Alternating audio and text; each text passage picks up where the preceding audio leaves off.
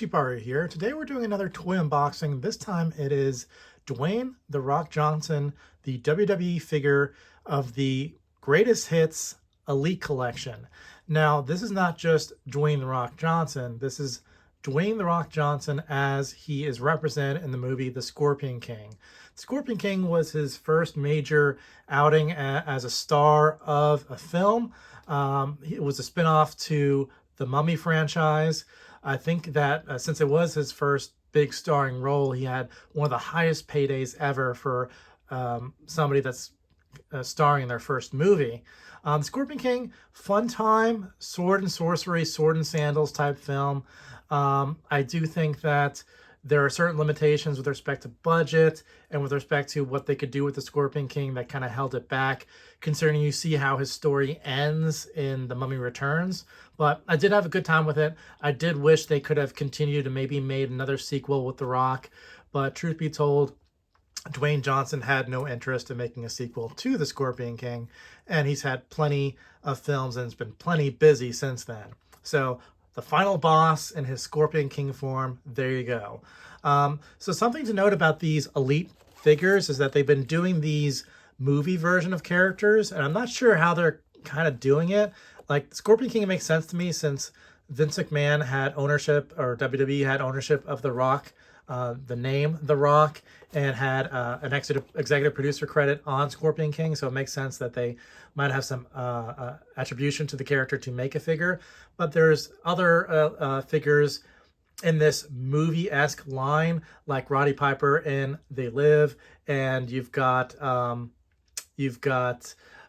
Luke Hobbs version of The Rock from the Fast and Furious franchise. So there is plenty of surprises in this line. I do hope they continue. Maybe Hulk Hogan and his babysitting outfit. But let's see what the box shows. They got that bright whites and reds to give that a WWE feel to the box, along with a new render of The Rock from the Scorpion King film. There's the side of the box saying The Rock from the Scorpion King. Here is an image from that movie. The Great One led the army of Anubis to victory as the Scorpion King in The Mummy Returns. Then finally The Rock came back to the role of the Scorpion King, solidifying his place as the hottest star in Hollywood if you smell what The Rock is cooking. So let's see here. Of course, they've got plenty regular WWE figures in the line. I'm not much of a wrestling figure collector, but I do like the fact that they're doing these movie versions of the characters. So with that, let's get this box open and see how he looks inside. Okay, so here he is outside the box. Plenty of details. That clearly is a good interpretation of The Rock, especially his look from the Scorpion King. I'm sure they've scanned his face plenty of times for whatever purposes they need. That being, I believe this is Mattel. Yep, Mattel. And I'm sure they've done plenty of opportunities to scan The Rock and his proportions. But especially getting the accuracy of his costume. This is right after, I think that, I believe it's early on in the film when he's going to assassinate the sorceress, that he gets slashed across the chest and his chest plate gets torn off. So he's mostly with the open torso for the rest of it. But again, you've kind of got the different buckles and stuff on his pants. There's plenty of articulation in the body. The wristbands look great. He's got these tassels here on his arms. He was raised as an assassin. Akkadian is what he was identified in the movie. So great looking figure. The only thing that gets me is that his head like automatically bounces up. Like he can't look down. He's always got his nose up in the air. Like push it up, he goes down. So odd.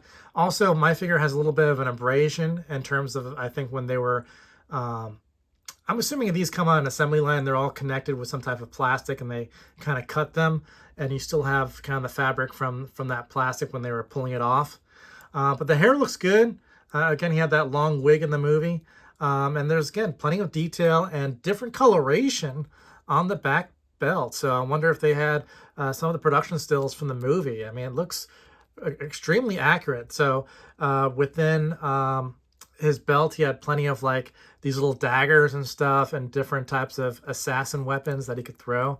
So it looks good. He's got veins in his arms, and you can see how muscular it is, and he's got the ab crunch right there. So good looking figure overall.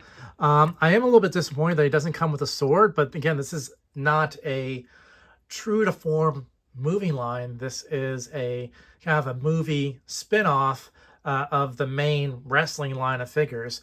He does come with two open hand. Oh, he's already taken out by Memnon. He's got two open hand. Keep on dropping stuff today. Open hand replacements for his hands, so you can have him kind of do his little move as he does in wrestling. He's like, "Come get it, come get some."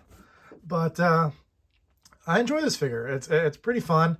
I was not going to pass up a Dwayne "The Rock" Johnson Scorpion King figure. I do have a Black Adam figure, and this was definitely one that I wanted to pick up and put right next to the Black Adam figure.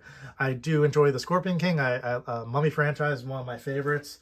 The only bummer, as I said about the Scorpion King earlier, was that they just made one spin-off movie with The Rock, and then from that point it went direct to video as a franchise.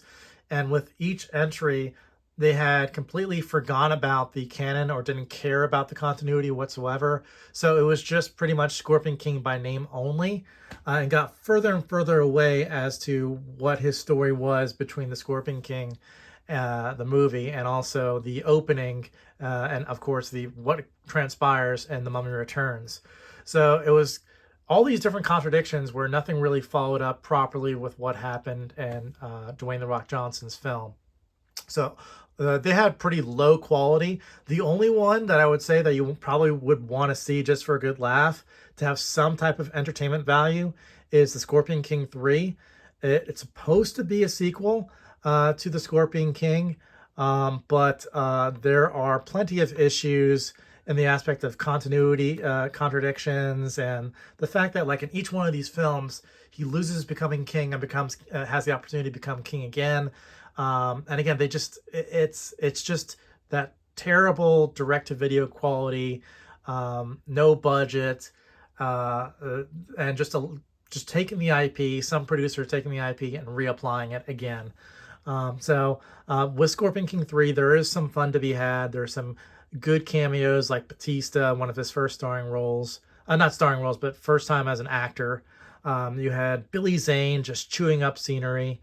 And there is actually some good scenery in that movie with respect to it being taking place in Thailand, or at least being filmed in Thailand. Kimbo Slice in it as well. So there's some decency in Scorpion King 3, even though it was not The Rock playing him after that point. These are direct-to-video entries, so they had fairly no-name or C/D level actors playing the role.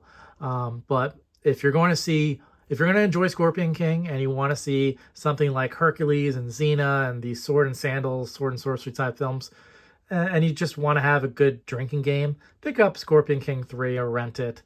But there we have it. So just for comparison purposes, I put him right next to a McFarlane Mortal Kombat 11 figure, this one Liu Kang, and it looks really good. These Mattel figures, as far as the wrestling figures, are not only highly articulate but highly detailed and can stand up next to some of these McFarlane figures. And I know there's varying quality with the McFarlane figures, but some of these standing side by side look pretty darn good together. Just something to point out there, guys. Please like, comment, and subscribe, and I will see you guys next time. Do you smell what The Rock is cooking?